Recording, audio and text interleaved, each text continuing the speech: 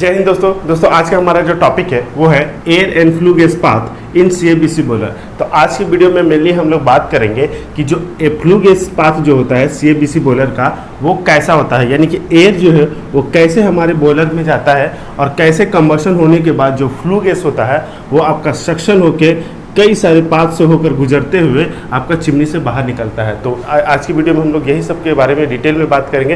तो वीडियो बहुत ही नॉलेजफुल होने वाला है, तो वीडियो के साथ बने रहे। और यदि आप इस चैनल पर नए हैं तो चैनल को सब्सक्राइब कर ले और बेल नोटिफिकेशन को ऑन कर ले ताकि इस टाइप का नॉलेजफुल वीडियो आपको सबसे पहले मिले। तो चलिए अब वीडियो करते हैं स्टार्ट।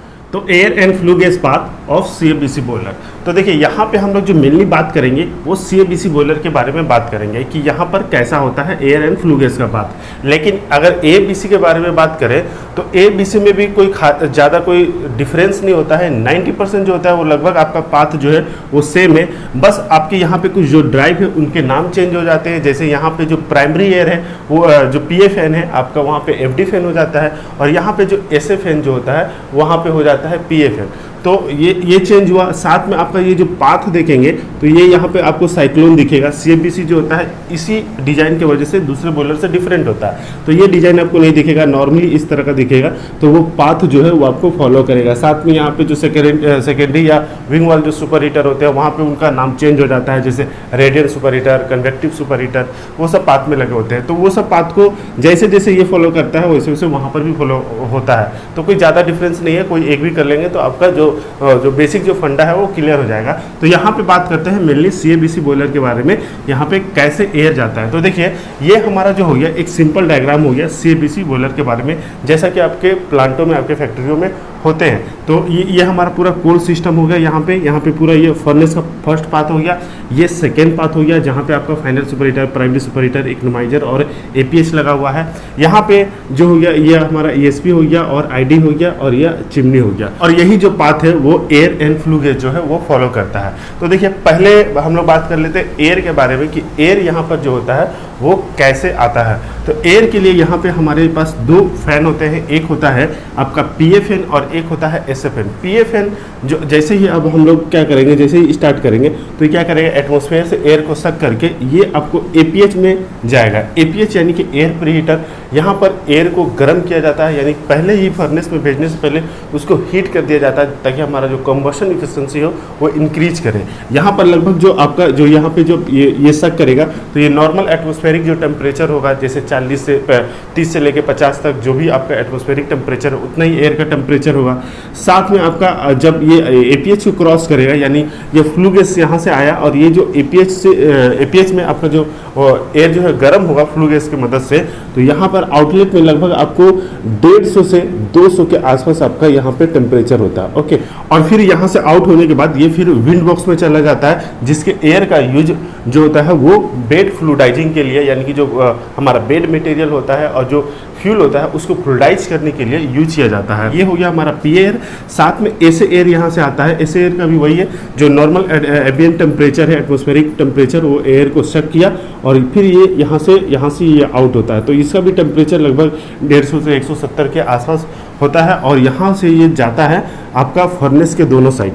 ठीक है, कंबशन में ये अपना रोल निभाता है, यानी कि जो फ्यूल का जो कंबशन होता है, जो एक्सेस एयर प्रोवाइड होता है वो इसी एसएफएन के द्वारा किया जाता है। ओके, साथ में इसका जो टैपिंग होता है वो ये हमारा कोल कन्वेइंग के लिए, यानी आपका जो कोल चूट जिसको हम लोग कहते हैं इस भाग को, वहाँ पर इसका टैपिंग दिया जाता है ताकि हमारा कोल का जो है वो कन्वेइंग हो पाए। साथ में इसका और भी जो टैपिंग होता है, जैसे बर्नर जो यहाँ लगे होते हैं तो बर्नर में भी टैपिंग दिया रहता है। शुरुआती तौर पर जब बर्नर स्टार्ट किया जाता है तो वहाँ पर कंबशन होने के लिए हुआ। अब देखिए यहाँ पे हमारा एयर सप्लाई हुआ और सपोज कीजिए कि ये बॉयलर जो है वो रनिंग कंडीशन में, तो उसी समय क्या होता है यहाँ से फ्यूल भी जाता है, जो हमारा बंकर में फ्यूल है वो जाता है, जैसे कोयला गया और वो जलने के बाद जो हमारा ये जो धुआं तैयार होता है जिसको फ्लू गैस कहा जाता है। फ्लू गैस क्या होता है कि हमारा फ्यूल और एयर आपस में जब मिल के जब कंबशन करते हैं, जो कंबस्टिबल एलिमेंट होते हैं आपके फ्लू गैस में, वो उसी मिक्सचर को कहा जाता है फ्लू गैस। ठीक है, कंबस्टिबल एलिमेंट के मिक्सचर को ही कहा जाता है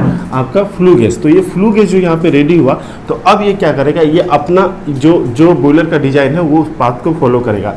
तो यहाँ पे जो जैसे जैसे ये पाथ को फॉलो करेगा उसका कुछ ना कुछ टेम्परेचर फ्लू गैस का वो ड्रॉप होता जाएगा, क्योंकि हर जगह जो है हीट एक्सचेंजर लगे हुए हैं, जो प्राइमरी सुपर हीटर है, फाइनल सुपर हीटर है, आपका स्क्रीन सुपर हीटर है, ये सभी के पास क्या है, हीट एक्सचेंज होगा, तो फ्लू गैस का टेम्परेचर घटेगा। मान लीजिए आपका यहाँ पे बेड टेम्परेचर जो है वो 900 डिग्री के आसपास है, ओके, तो यहाँ पे फर्नेस टेम्परेचर जो है वो आपका लगभग 900-950 के आसपास होगा। फिर यहाँ पे वो हीट एक्सचेंज करने के बाद ये यहाँ पे हो जाएगा आपका 850 से 950, ठीक है, 850 से 900 के आसपास यहाँ पे टेम्परेचर होगा।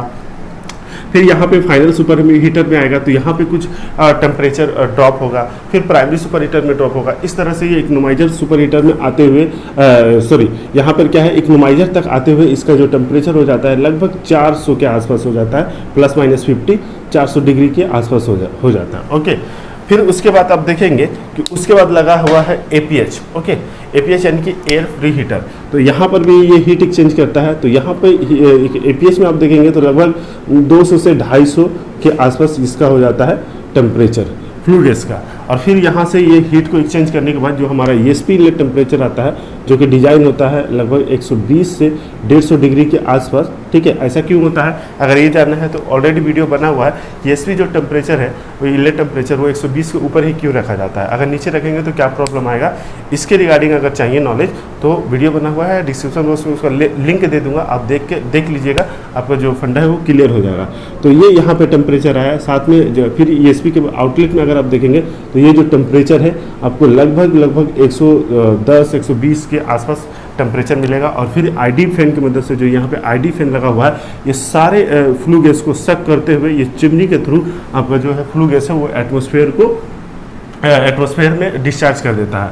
तो ये जब ये जो हमारा ID फैन की मदद से यहाँ पे फर्नेस में कुछ ना कुछ ड्राफ्ट मेंटेन किया जाता है, ठीक है। और ये जो CABC बॉयलर होता है जिसमें आपका PA फैन, SA फैन और ID फैन लगे होते हैं, वो क्या है, एक तरह का बैलेंस ड्राफ्ट फैन है, यानी कि यहाँ पे आपका पॉजिटिव एयर भी हम लोग सप्लाई कर रहे हैं और साथ में इसको सक्शन भी करके चिमनी के थ्रू बाहर निकाल रहे हैं फ्लू गैस को। तो यहाँ पर जो इस तरह के जो ड्राफ्ट होते हैं उसको बैलेंस ड्राफ्ट कहा जाता है।